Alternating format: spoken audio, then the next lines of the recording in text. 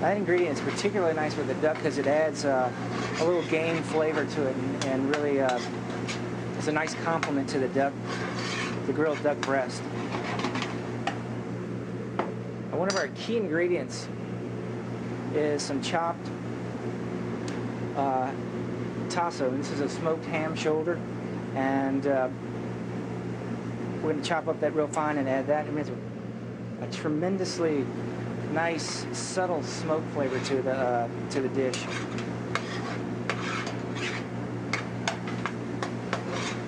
That's a true Acadian style product. I like to use that in a number of our sautés as a major flavor component. You can smell a lot of that smoky flavor coming out already. Okay. Another nice touch is the roasted tomato.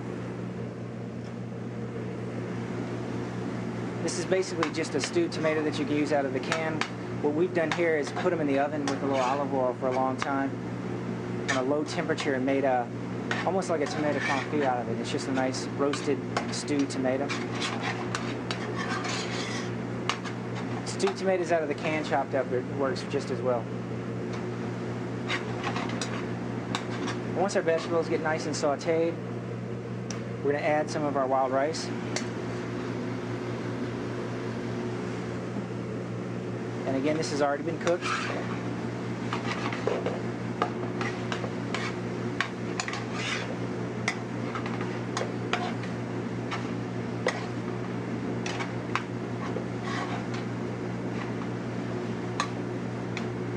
And you notice that we have a lot of product in here, and there's not much liquid, so we're going to loosen it up. The little homemade chicken broth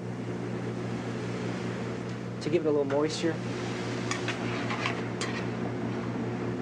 And then we're going to start seasoning with a little salt. I'm going to use cracked black pepper here.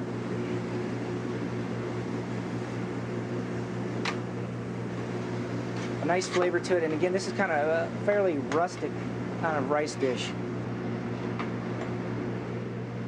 Use a little fresh garlic plus a little garlic powder.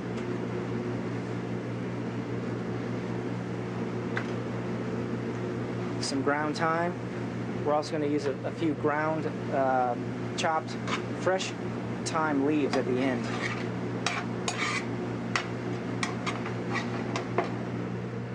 A little cayenne pepper.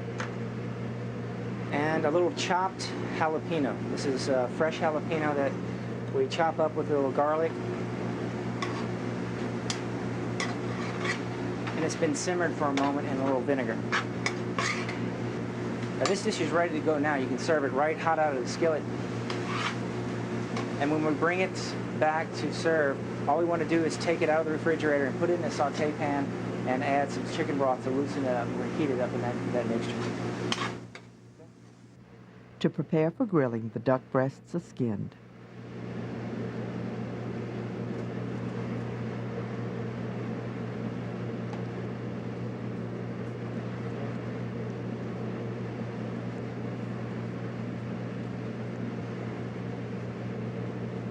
Add a little olive oil.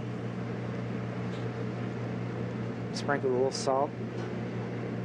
A little cracked black pepper.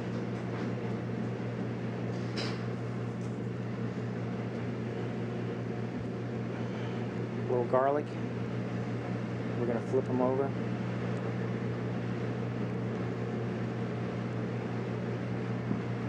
Give them a little olive oil. We'll put a little Dijon mustard on them. The reason I'm doing this is, one, we've taken all the fat off of it, and we want to add a little flavor component, but this will also act as a nice little crust. And what we can do with that is start adding a little more salt, nice cracked black pepper, again a little garlic. You could use a little cayenne pepper if you wish. I tend to shy away from it a little bit because it adds a little too much of a bite. And we're going to use a little fresh thyme leaves.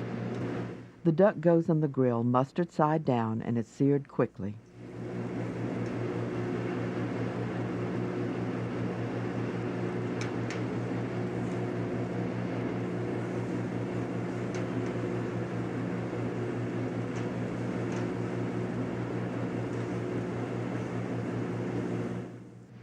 The duck is sliced thinly and is obviously very rare. It will go into the oven for a little further cooking just before presentation. A garnish is deep-fried shredded sweet potato called hay. The sauce is a duck demi-glace. Wild rice tasso dressing.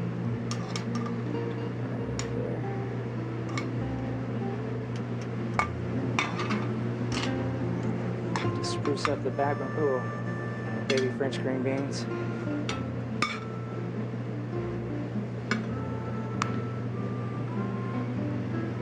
Sweet potato hay.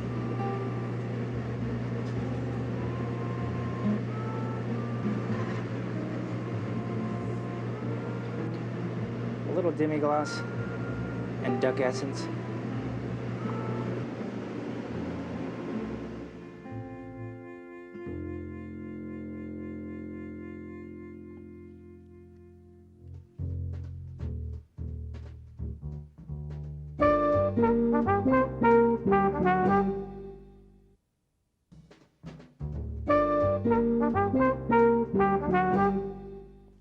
Sebastian Canona began his career at 15 in the culinary school of Rouen near Normandy. He subsequently cooked for a French president, worked for a 3-star Michelin chef, and apprenticed in a famous Paris pastry shop. From the Ritz-Carlton Four Seasons in Chicago, he presents passion fruit creme brulee. The dish is started by beating 20 egg yolks and 2 whole eggs. Before to incorporate now the sugar, granulated sugar, 10 ounces. by steps, to make sure that we are not burning the egg yolks by the action of the sugar. To the previous mix of egg yolks, eggs and sugar, we're now adding the fresh passion fruit puree. 5 ounces.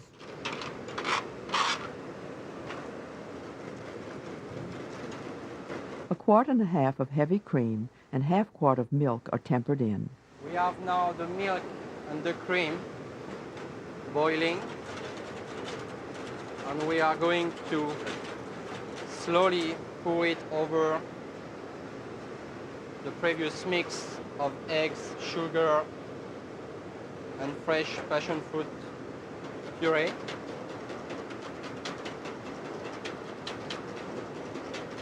Mixing well.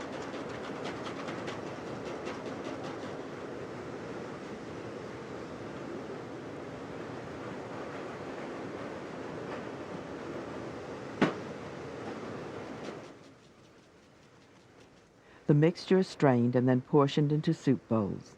Notice this recipe produces 12 portions.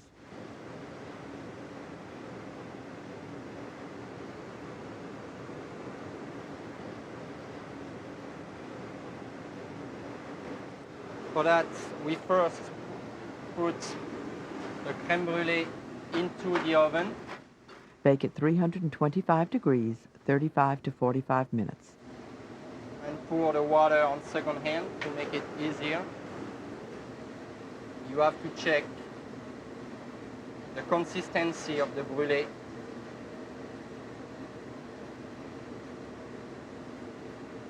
The time can be a little bit different according to the dish you are using, the thickness of the plates,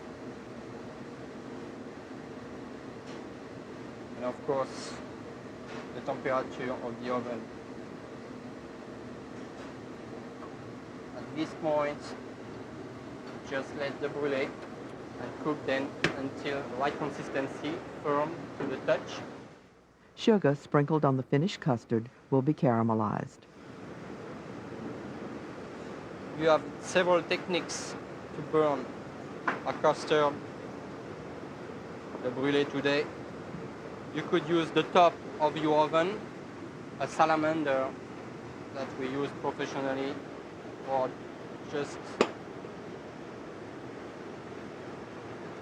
torch. Slowly, we are going to burn and melt the sugar down. If you try this at home, hire a welder, at least for presentation. And by step,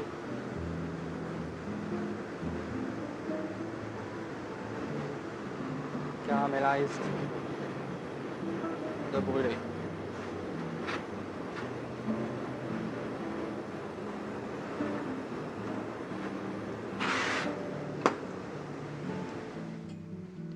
Garnish includes shaved fresh coconut, lychees with the husks simply folded back, and thinly sliced pineapple rounds, which are first poached in simple syrup, lightly browned in a 275-degree oven, then molded on a cylinder, much like a tuile cookie.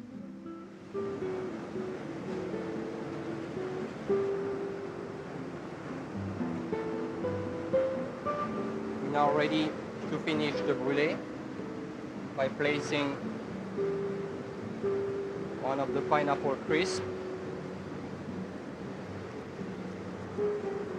one of the small physalis. We're going to choose small sprig of mint,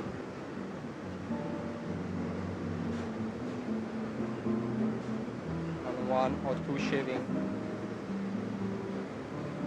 of fresh coconut.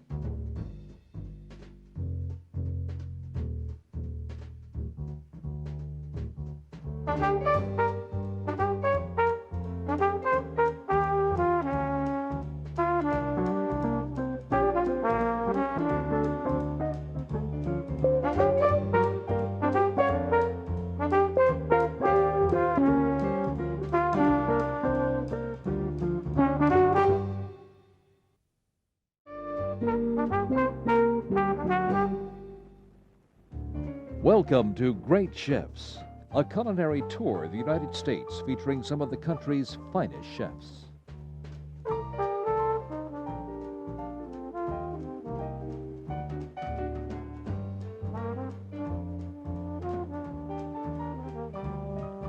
Leading off this time is Anne Kearney from Peristyle in New Orleans. She offers a terrine of salmon mousse encased in slices of smoked salmon. Then Bob Wagoner prepares the entree. It's a lavish plate featuring partridge, truffled grits, stuffed squash blossoms, and foie gras-filled ravioli. Finally, dessert is offered from Highlands Bar and Grill in Birmingham. Owner chef Frank Stitt is joined by dessert chef Dalesta Sims for a blackberry cobbler.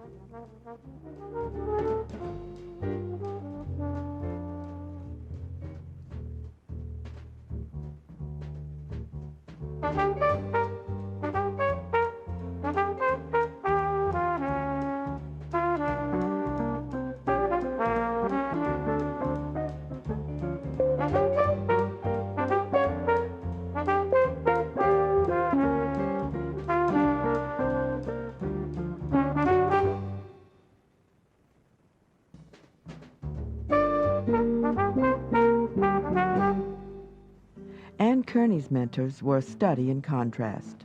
She first worked for the late John Neal, a shy artisan who was just becoming a reluctant celebrity. Then she entered Sturm and Drang with boisterous chef-entrepreneur Emeril Lagasse, who is everywhere. Chef Kearney offers a smoked salmon terrine. We're doing a smoked salmon and Chupik caviar terrine. And Chupik caviar is a local Louisiana product.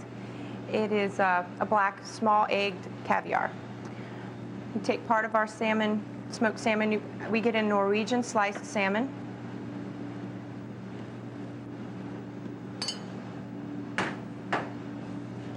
Very important when you're making this mousse that you puree up your salmon first into rough chop.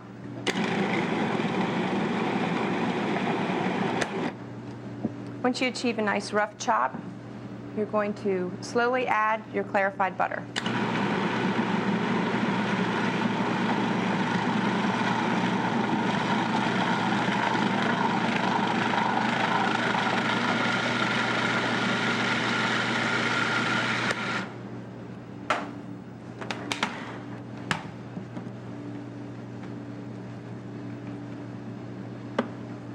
It's very important when you add the heavy cream that you don't process it too long, because the heavy cream will break. Everything is cold, and if you add the heavy cream, you might have a nice curdled, separated product.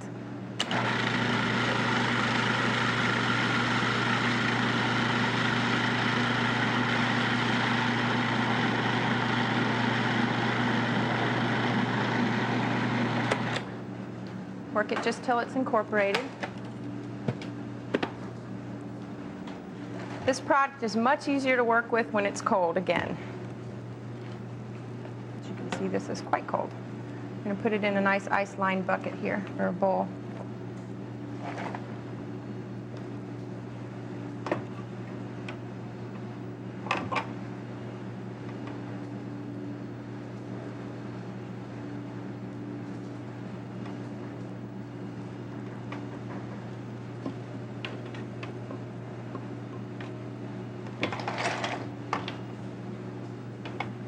To this mousse, we're going to add some fresh chopped chives.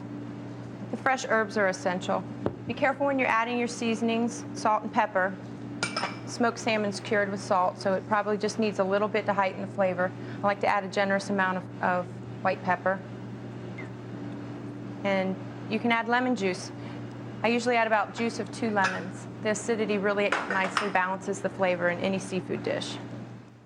The second herb added was chopped dill.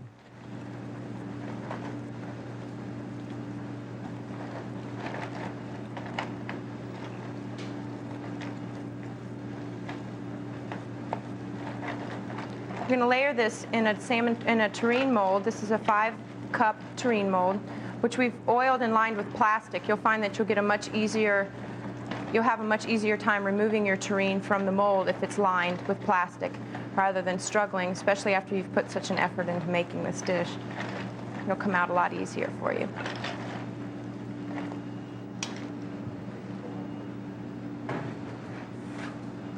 So our remaining salmon is lining the mold. We have some for the layers in between. We're going to do alternating layers of mousse. I'm going to start with the mousse. Try and get it as even as possible, keeping in mind that the terrine is a little bit narrower at the bottom.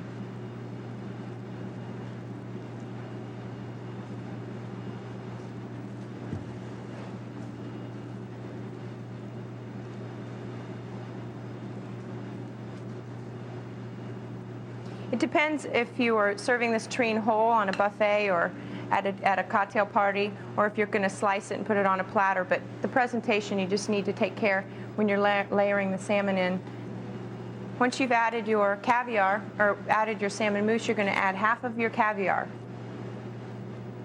This is fairly easy to work with. Just need to be careful not to crush your eggs too much, because it will bleed. The caviar is not dyed. It is, however, very,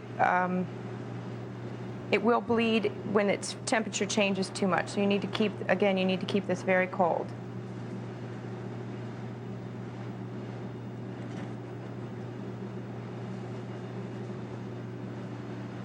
It's nice evenly spread. I like to cut off this little blood line. It's not necessarily not flavorful, but it's a little bit stronger in flavor, and the color is going to show up when you're slicing your terrine. You want to cover the caviar layer with a layer of smoked salmon. It's not necessary to pack on the salmon, because it is a very rich dish, as you saw from the ingredients. So this is more for visual.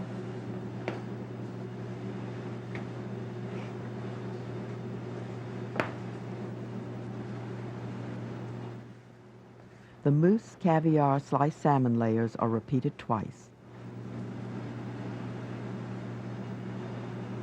This is one of my favorite dishes to treat customers to. It goes wonderful with champagne. It's nice and rich and good for a celebration. Top it again with some salmon.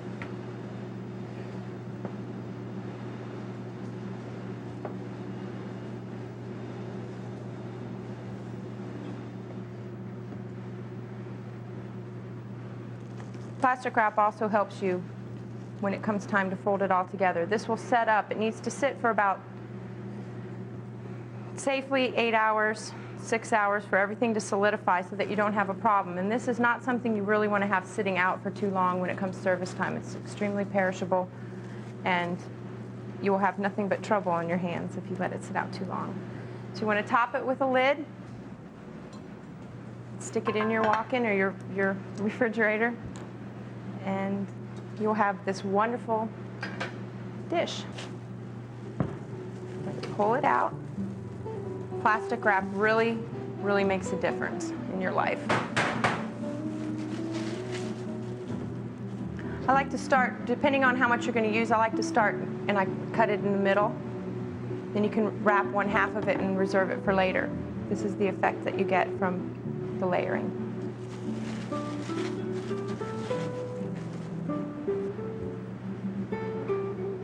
Serve a nice, generous slice. The caviar will squeeze out a little bit as you slice it.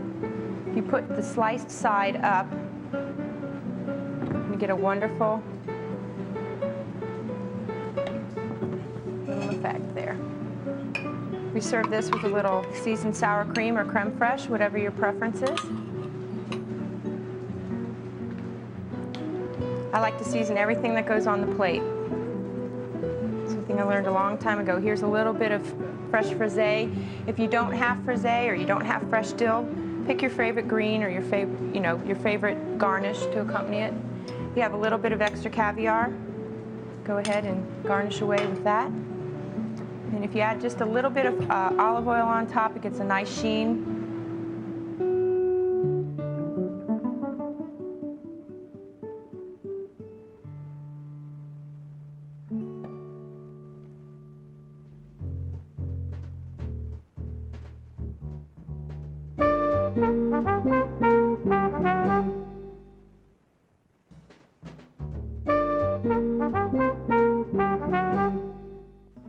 At the time of taping, Bob Wagner was at the ritzy Wild Boar restaurant in Nashville. He moved to the Charleston Grill in South Carolina, but presumably still offers his exquisite haute cuisine, forged by a decade of working in France. Here is seared partridge with ravioli. Since this is such a multi-dimensional dish and the chef is so knowledgeable about the several methods he will employ, we'll limit ourselves to 2 elements: preparation of the partridge and the foie gras stuffed ravioli. Only the breasts and leg quarters are used. The rest is used in making the sauce. These pieces are sautéed in duck fat. You can use a little bit more than you regularly would, just so it helps to get all those little spots on a leg that you can't always get seared. But if you got enough fat in there, you're all right. And make sure it's obviously hot enough also, otherwise you're just going to get a boil started and it won't brown, it won't sear, and won't keep all those wonderful juices on the inside that you want to.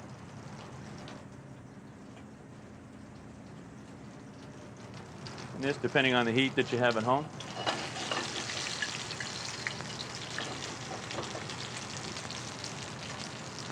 Go ahead and throw the breasts in there too. And it's just really a small touch for the breasts. We don't want to overcook them at all. There's a lot of other things going on in the dish, so we want to make sure that doesn't overcook. And they're getting there.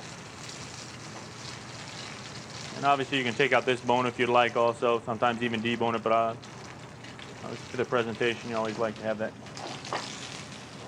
thigh look. There we're getting some look, and you can even smell just with the duck fat what the difference it makes in the odor and what's sticking to the bottom of the pan, obviously. All that flavor is going to come off there and help out our sauce later on down the line.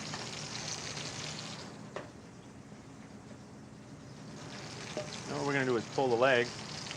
It's obviously those we aren't going to cook to a just a nice medium rare. We're going to cook those through. So we're going to go ahead and throw those in the oven. About 12 minutes. Keep an eye. You definitely want them. You want them cooked through because obviously there's all the tendons and things like that running on the inside, and if it's undercooked, it's going to be tough to eat. It's as much as things are great undercooked. Bird leg isn't one of the best. What we're going to do is just barely sear this other side. You've got the skin to protect it on this side. On the other side, right on that meat, you don't want to go overboard. Just enough to seal it a little bit. Not enough to toughen it up and get it stringy. So we're going to pull these guys out, turn them on that underside. Pretty much from the time it's going to take us to do the rest of this, they're going to slowly, a lot of that heat's going to find its way to the center of that breast. Now what we're going to do is use this carcass, all the wings and the neck and the bones in there. We're going to go ahead and salt and pepper that a little bit. And let that brown real well. Obviously you can see now this is what you want. That's all your flavor right there. Whatever's stuck in the bottom of that pan, if you can brown it, get the skin, the bone, what little blood's still left in there, all that's going to give. But you definitely want it browned that much. You don't want to go overboard. But if you can get it to that point, you're going to have a great sauce. We're going to deglaze that with some white wine. We're going to let that reduce down. We're going to burn a little of that alcohol off.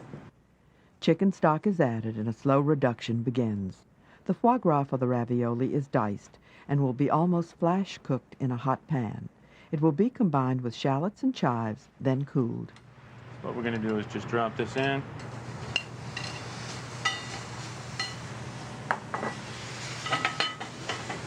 You can get one side.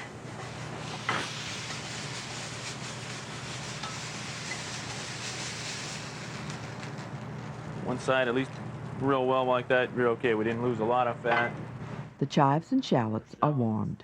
With our chives, just enough to wilt those a tiny bit, and out those come.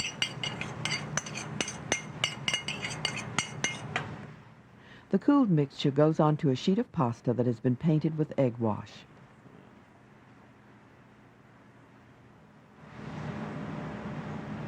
You want to try and seal one side and follow around.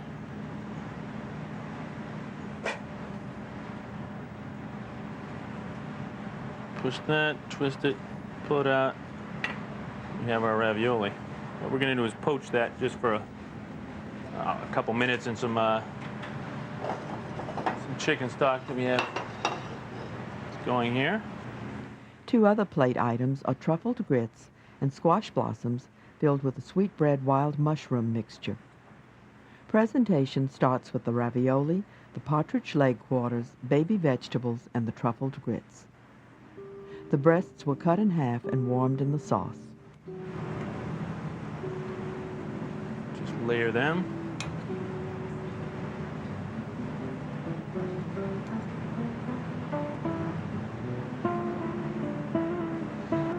Bring our sauce up to a nice hot temperature. If you're really lucky, these guys will hold together.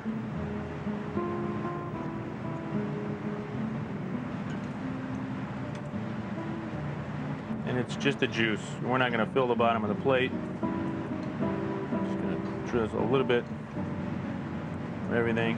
That's all we need. We can obviously send the sauce out on the side if someone would like some more, but I work more with the concentrated, shortcut sauces, lots of flavor rather than a lot of sauce.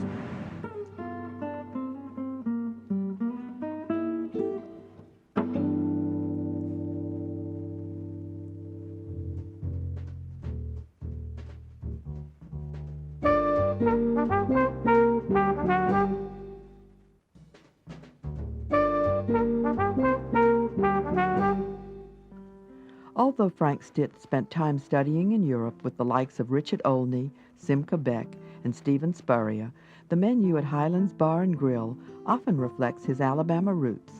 A good example of this is blackberry cobbler with creme anglaise perfumed with honeysuckle. So for the blackberry cobbler with the honeysuckle creme anglaise, first we're going to macerate the blackberries with a little bit of sugar. It depends, the sugar can vary depending on how sweet or how tart the blackberries are. So go ahead and taste one. These are really juicy and sweet. So we don't need too much sugar, so this is just the right amount.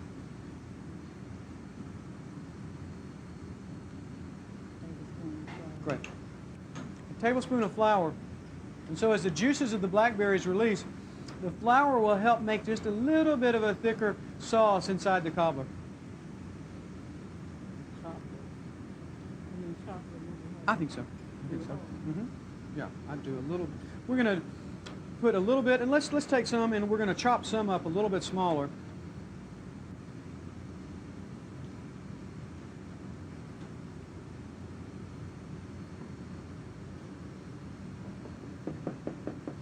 One of the things that we're doing at Highlands and at Bottega is that we're doing, a little bit more, maybe dramatic or elegant presentations with our desserts. And so instead of making a large whole cobbler that we would just spoon out, what we're going to do today is, and what we're doing now, is making an individual cobbler. Honeysuckles, you always come out in Alabama right at the end of April, the 1st of May. They bloom for a long time, but right now is when they're probably their sweetest. So Dahl has a traditional pastry crust, butter, flour, pinch of salt, sugar, ice water that we've allowed to rest for, a couple of hours in the cooler.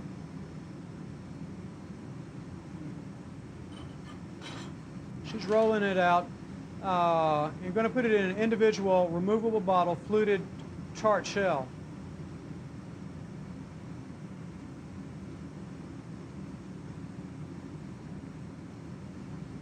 And just loosely and gently putting the pastry in the tart pan and just pressing fairly gently with her thumbs.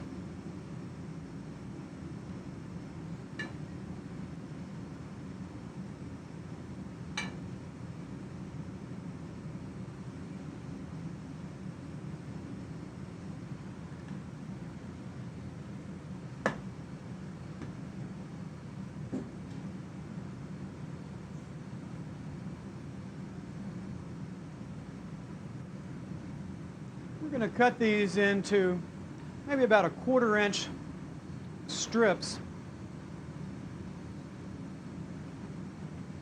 And if you can work in a cool kitchen or on a cool counter, of course that's great. But since we're just doing this one, we won't have any trouble with our pastry heating up. Laying down 3 strips, and then we're going to weave in like a basket the pastry strips.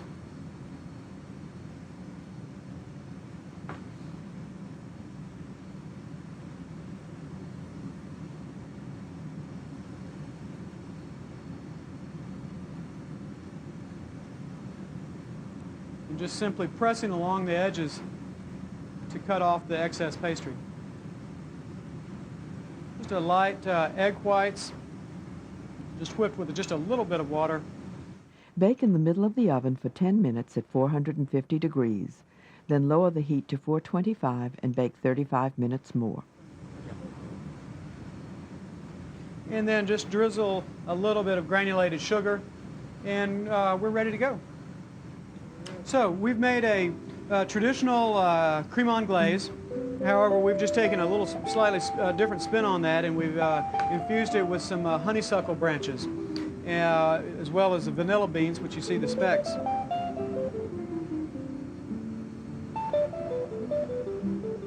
So our warmed blackberry cobbler It's just come out of the oven. And we're going to garnish with a branch of honeysuckle. And that's it.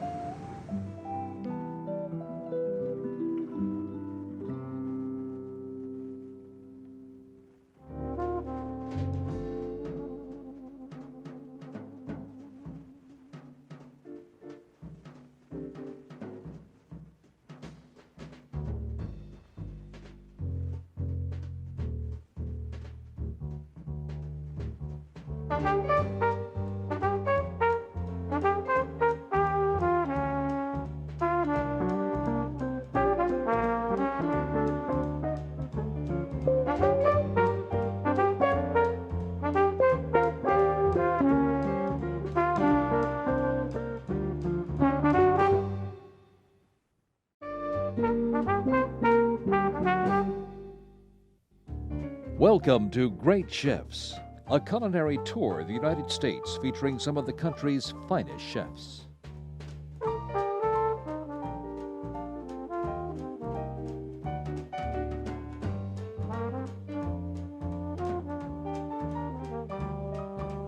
The first course comes from the Beaufort Inn in South Carolina.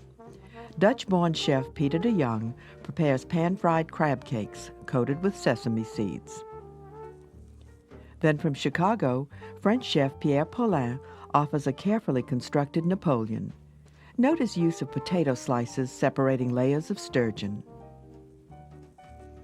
Dessert is from the New Orleans area and features the impressive pastry talent of Shane Gorange.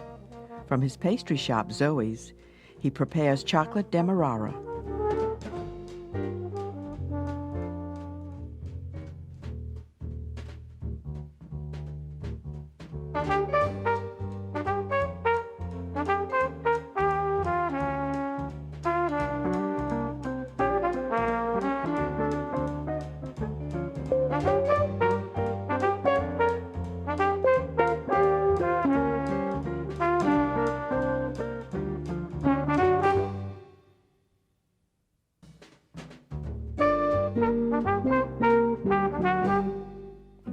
The bucolic Beaufort Inn features the cooking of Peter de Jong. Born in Amsterdam, he eventually came to New York and worked with Albert Cumin. His work at the inn has been cited in Gourmet, Colonial Homes, and the New York Times. The starter is crab cakes and shrimp in cilantro peanut sauce. I'm going to make a crab cake recipe that's called the Fusky crab cakes. It's called after one of the islands off the coast of Hilton Head.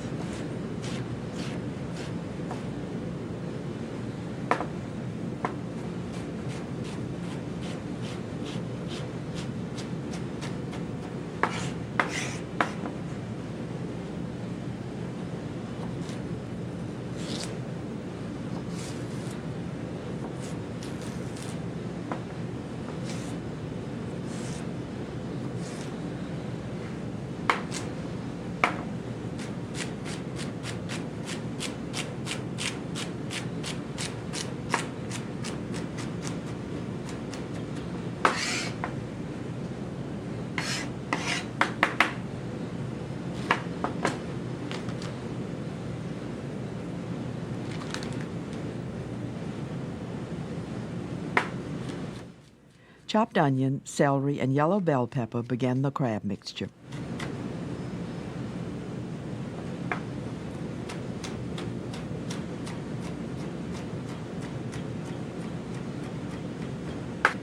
Seasonings include thyme, basil, and oregano.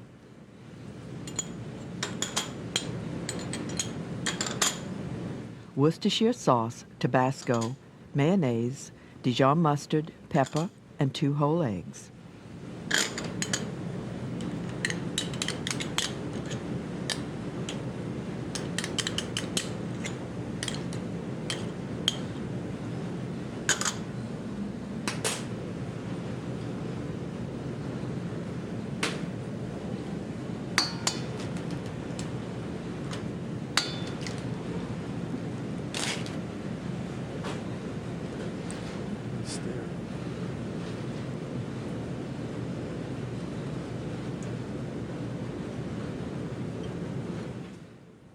The lump crab meat is incorporated.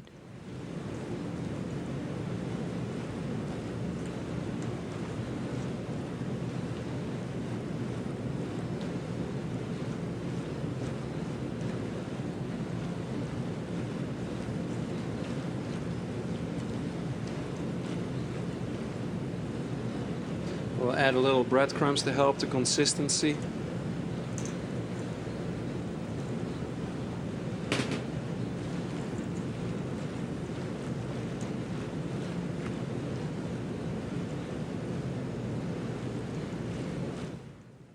The mixture is reserved while the peanut cilantro sauce is made. Right. For the cilantro peanut sauce, of course we start off with peanut butter, a smooth peanut butter.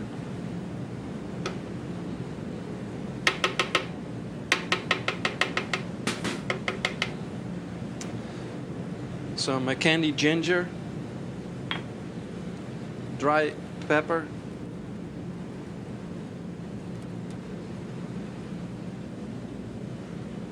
cumin, garlic,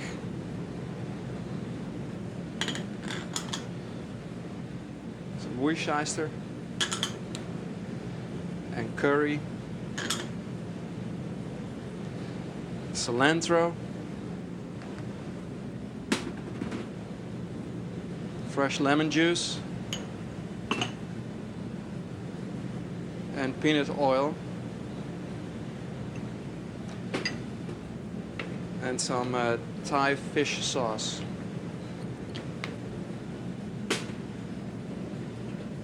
We'll just blend this until smooth.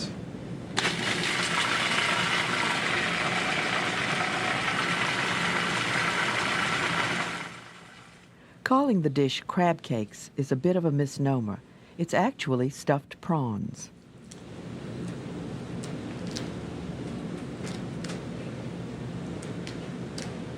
Peeling the prawns.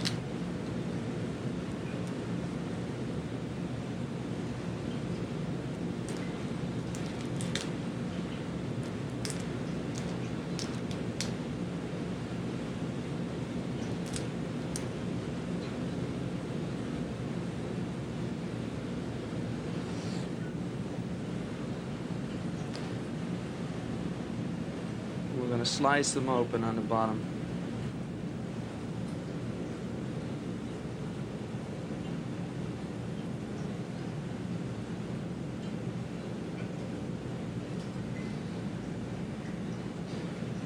We're placing the crab meat right in that opening.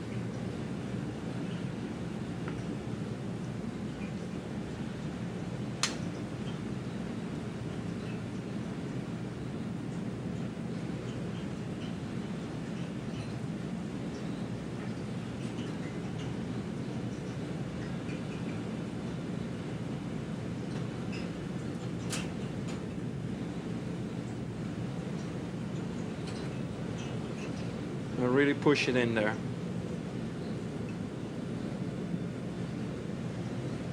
Dip it in the sesame seeds.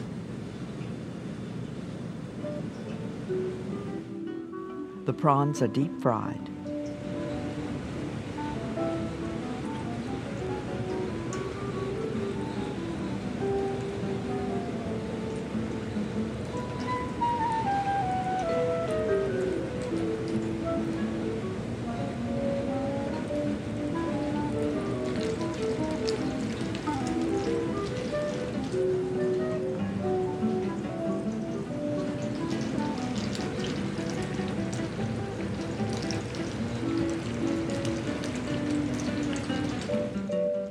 Presentation begins with the cilantro peanut sauce.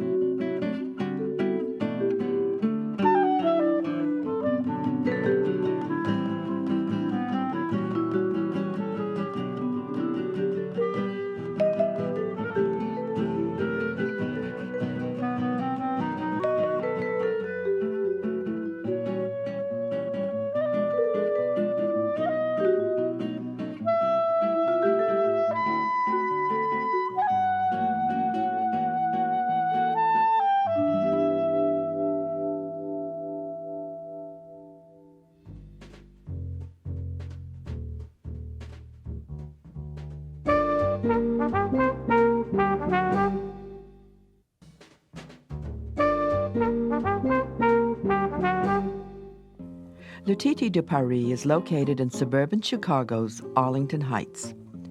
Owner chef Pierre Paulin was born in Normandy, France, and before immigrating to the U.S., worked in London, at Maxime's in Madrid, and Lucas Carton in Paris, among others.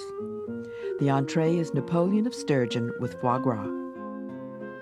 First thing I'm going to do is do the sauce, which take always a little longer. You saute some shallot. The way I always start my fish sauce, usually not all of them, but most of them. Saute a few minutes, give a color to the, not really a color, just give them a little taste of the shallot. When they start to add some flavor, it's fine. Sherry vinegar, you can use sherry vinegar, you can use red wine vinegar, it's okay. The main thing when you use vinegar in a fish sauce, and I do like that flavor, you need to reduce it completely. It needs to be completely dry. So you can put a lot of vinegar or less, and the flavor will be there. You know, as you can see, you can hear the little noise. When you hear the noise, it's really start to reduce. It's completely dry, white wine. And same thing, you reduce the white wine. The same, if you use the cooked bits, you can do your sauce a little faster. But if you have time, use the raw bits. And they will bring you a lot of color. So you have to like the right color in order to do it. Fish stock, when the white wine is reduced, you use fish stock. It can be a nice consistency. Sometimes the fish stock is liquid, depending on the fish bones you use. And so you need to reduce the fish stock until it's completely glazed. After reduction, a bay leaf and heavy cream are added. And you put a little more, if you just want to do it with the fish stock without the cream and the butter, just add more fish stock and a little more bits, like that your sauce will have enough consistency. The Napoleon layers are made with thinly sliced potatoes. They are overlapped and fried in butter. So when they are very thin and starchy, they do stay together. If you don't want to do it, like I say, just put a little oil, and if you have a bigger one, and you can do it like that. Same way. You just layer them on the pan like you will like that.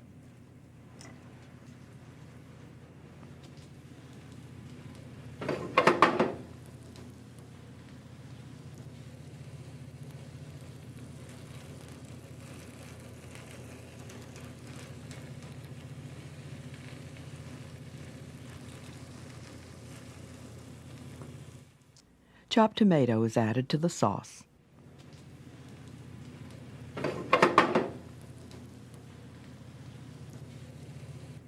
Then it's finished with butter, seasoned with salt and pepper, and strained.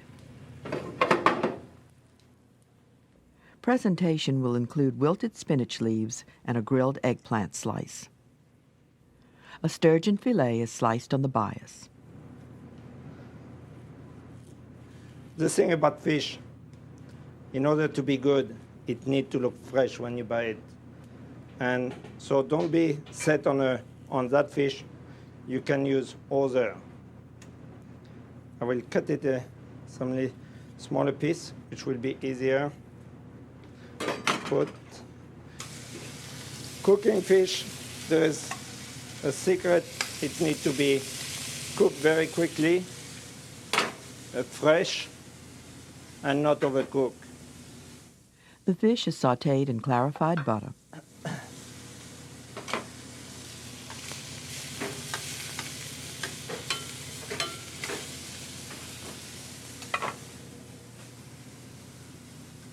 I will have my, right in the middle, piece of eggplant, grill or sauté, the spinach, just wilted,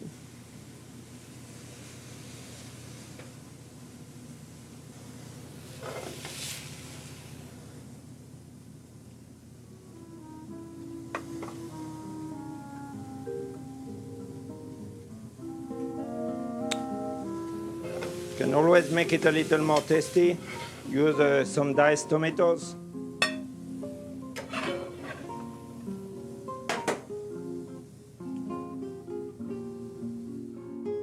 The final element of the Napoleon is foie gras. Salt and pepper. And a touch of, very little touch of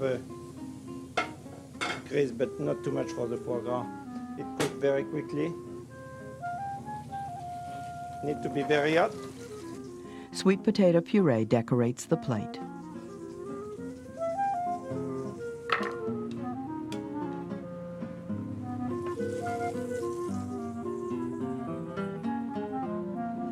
In order to make it, you don't want too much sauce, so you just want to make it look good, you know. So if you have it in a little bottle, keep your bottle warm in a bain-marie.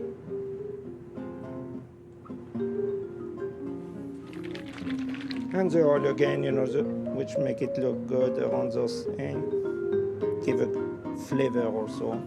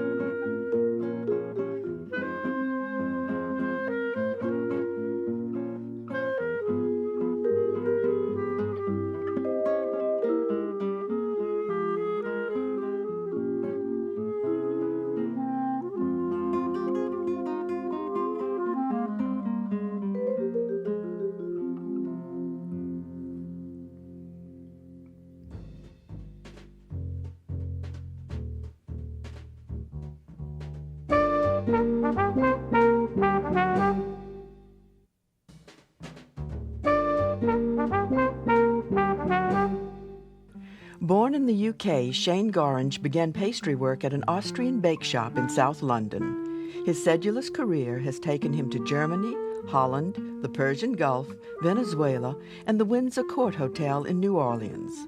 Now he owns Zoe's, a specialty pastry shop across Lake Pontchartrain. His dessert, named for the raw sugar used in making rum, is chocolate demerara. Ripe bananas are pureed and will be combined with melted chocolate.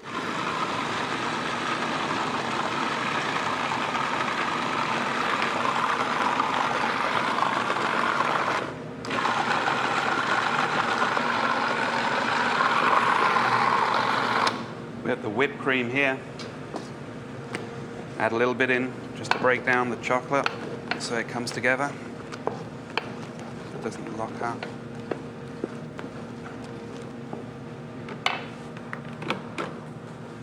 Take the banana puree.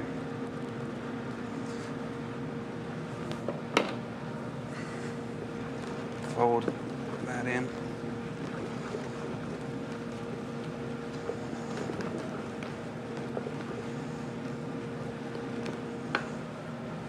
A little bit of creme de banana.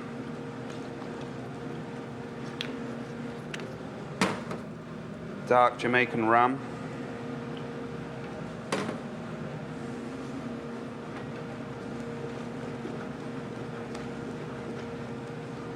And the rest of the whipped cream.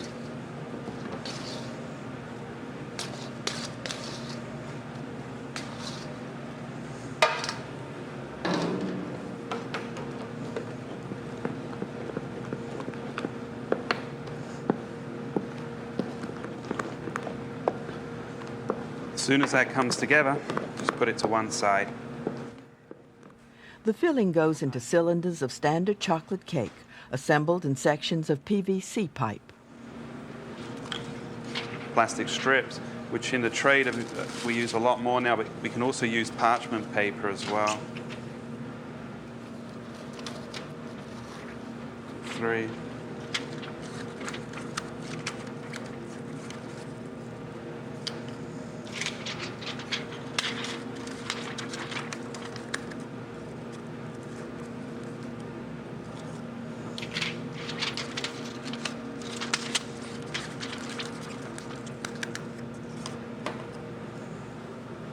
Then we drop pieces of chocolate cake to the bottom of the mold. A little creme de banana.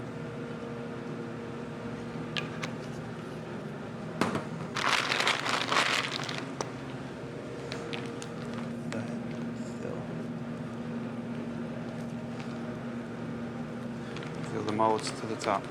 Chill for at least an hour. They should be set.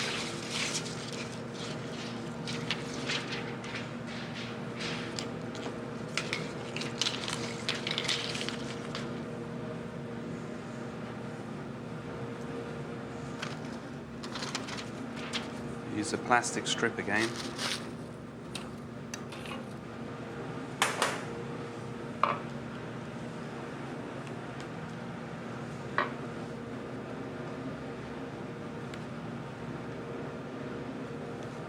Chocolate strip.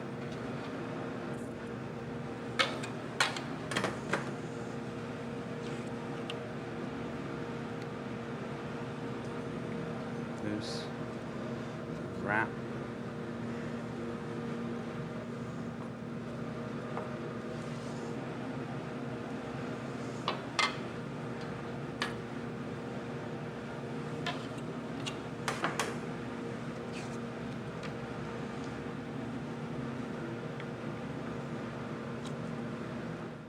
Refrigerate for at least 10 minutes or until set.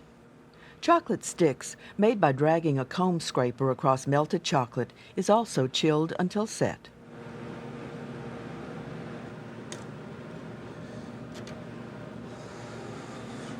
Okay, once it's set, remove the plastic. A dab of chocolate secures the wrapped dessert. Carefully, we're going to raise.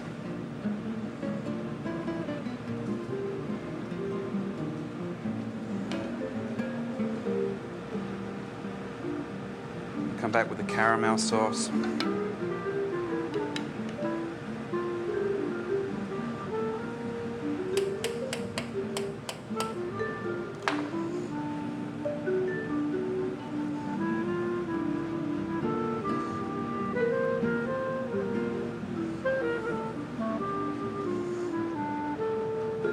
Piece of mint. And then we're going to put the spikes.